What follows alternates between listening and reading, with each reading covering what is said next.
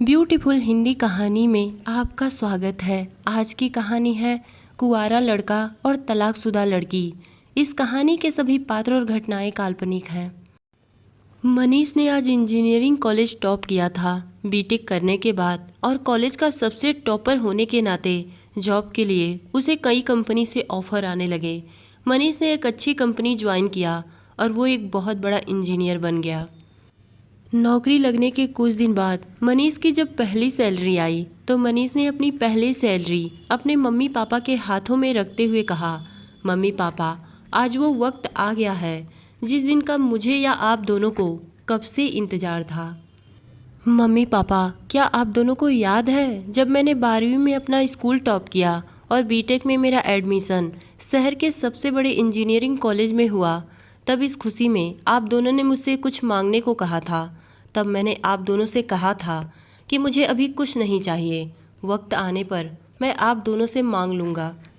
तो mummy papa, अब वो समय आ गया है। मैं अपने ज़िंदगी का सबसे कीमती तोहफा आप दोनों से मांगने जा रहा हूँ, इनकार मत करिएगा। मनीष के मम्मी पापा ने कहा, बेटा, तुम हमारे इकलौते बेटे हो, तुम हमसे जो मांगोगे, अगर वो चीज़ इस दुनिया में मिलने लायक होगी तो हम तुम्हें ज़रूर देंगे।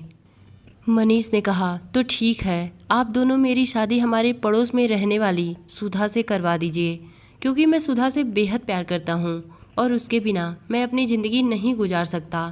अपने इकलौते बेटे के मुँह से सुधा जैसी लड़की से शादी करने की बात सुनकर मनीष के मम्मी पापा हैरान हो गए। उन दोनों ने चौंक कर बोला, क्या उस तलाकशुदा लड़की से? तुम उस तलाकशुदा लड़की से शादी करोगे? ऐसा हम हरगिज़ नहीं होने देंगे। तुम एक बहुत बड़े इंजीनियर हो और हमारे घर के इकलौते वारिस भी।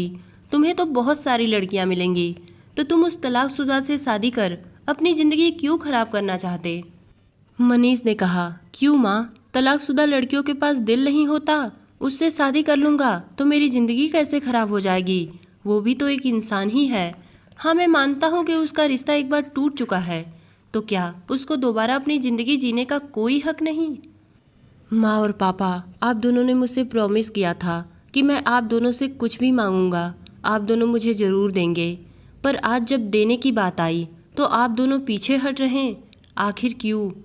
बेटा, हमें क्या पता था कि तुम ऐसा कुछ मांगोगे जो हम तुम्हें कभी नहीं दे सकते, क्योंकि सुधा एक तलाकशुदा लड़की है, उससे हम तुम्हारी शादी कभी नहीं करवा सकते। मनीष ने अपने मम्मी पापा के सामने हाथ जोड़ते हुए कहा, माँ और पापा, मैंने आज तक आप दोनों से कुछ भी नहीं मांगा, और आज अगर मांग रहा हूँ तो आप दोनों मेरा साथ देने की बजाय उसका विरोध कर रहे हैं। आखिर क्यों? मम्मी पापा, प्यार किसी की परिस्थिति देखकर नहीं होता, प्यार तो बस हो जाता है।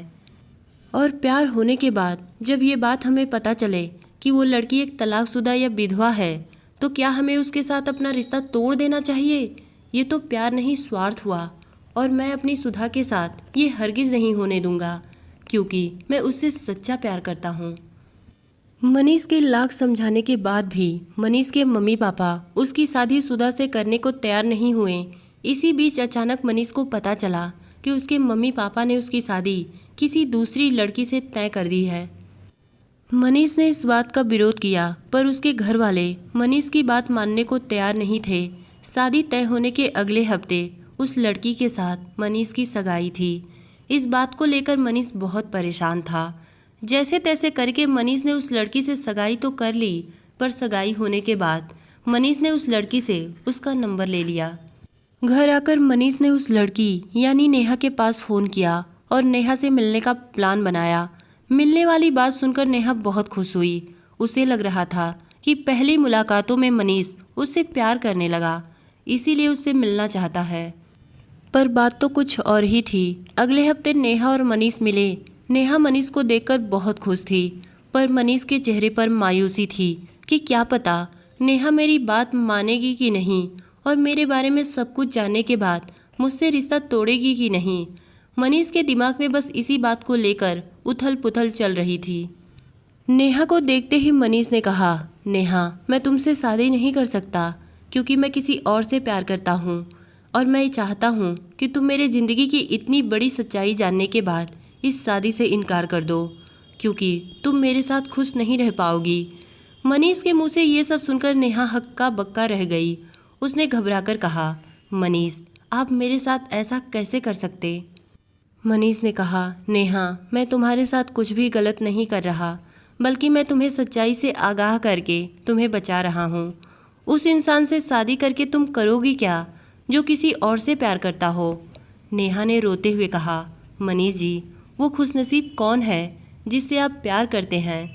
मनीष ने कहा, नेहा मैं उसे खुशनसीब कहूँ या बदनसीब, क्योंकि समाज ने ऐसी लड़कियों को बेसहारा, लाचार, ना जाने क्या क्या नाम दे रखा है। इस बात पर नेहा ने कहा, मनीष जी आप ऐसी बातें क्यों कर रहे हैं। मनीष ने कहा, हाँ वो एक तलाकशुदा लड़की है। 17 साल की उम्र में ही उसके घर वाले उसकी शादी अपने किसी दूर के रिश्तेदार में कर दिए और बोले शादी अच्छी है, ऐसी शादी ढूंढने से भी नहीं मिलेगी और तुम अपनी आगे की पढ़ाई शादी के बाद कर लेना। शादी के बाद सुधा को पढ़ाई करना तो बहुत दूर की बात थी, उसे कई कठिनाइयों का सामना करना पड़ा। उसका पति हर रोज़ शराब पी कर आता और उसे प्रताड़ित करता। सुधा ये सब सहन करते करते एकदम थक चुकी थी। उसने जब अपने मायके वालों को ये बात बताई तो उसके मायके वाले भी ये सब सुनकर परेशान हो गए, क्योंकि उन्होंने किसी के बहकावे में आकर मासूम सुधा की शादी उस शराबी से करवा दी थी। पर अब तो जो होना था सो हो गया था। ये सब जानने के बाद उसके घर वाले सुधा को अपने पास बुला लिए और उसके पति से उसका तलाक करवा दिए। तलाक होने के बाद सुधा मेरे साथ 12वीं तक पढ़ी और उसी बीच हम दोनों की दोस्ती हुई और धीरे धीरे वो दोस्ती प्यार में बदल गई। यही हमारे और सुधा के प्यार की कहानी है। अब जैसा तुम सोचो। पर मेरे घर वाले सुधा को पसंद नहीं करते क्योंकि वो एक तलाकशुदा है। इसीलिए मैं तुमसे मदद मांगने आया हूँ।